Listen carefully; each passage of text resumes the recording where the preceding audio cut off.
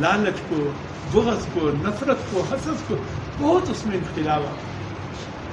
بہرحال میں وہ بات کر رہا تھا، بات طویل ہوگی، پھر کسی وقت اللہ پاک ہمیں صحیح معنوں میں ان اہل حق کی اتباع نصیب فرمائے۔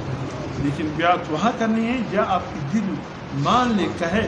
اور ایک شخص آ رہا تھا احمد لاہوری رحمۃ اللہ علیہ کے پاس، اس سے کوئی مرید تھا لاہور میں، اس کا ایک گاؤں سے آ رہا تھا، ایک دوست اس نے کہا جا رہا ہے کہ میں اپنے مرشد حضرت لاہوری رحمۃ اللہ علیہ کی خدمت میں جا رہا ہوں ملنے، کہ اچھا مجھے بھیجا تمہارے پیر کو دے۔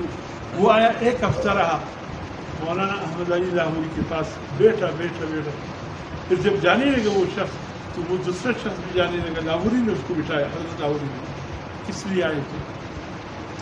ایسے ہی آیا تھا، یہ آپ سے بیعت ہے، انہوں نے کہا آپ سے ملاقات کی جائے۔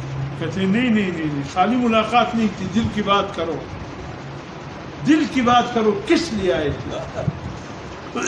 کہا جب اللہ نے آپ کو اشارہ دے دیا، میں آپ سے بیعت کے لیے آیا تھا لاہور رحمۃ۔ کہا پھر بیعت کیوں نہیں ہوئے؟ اچھا سمجھ میں آ گیا، مجھ میں کرامات دیکھنا تھا۔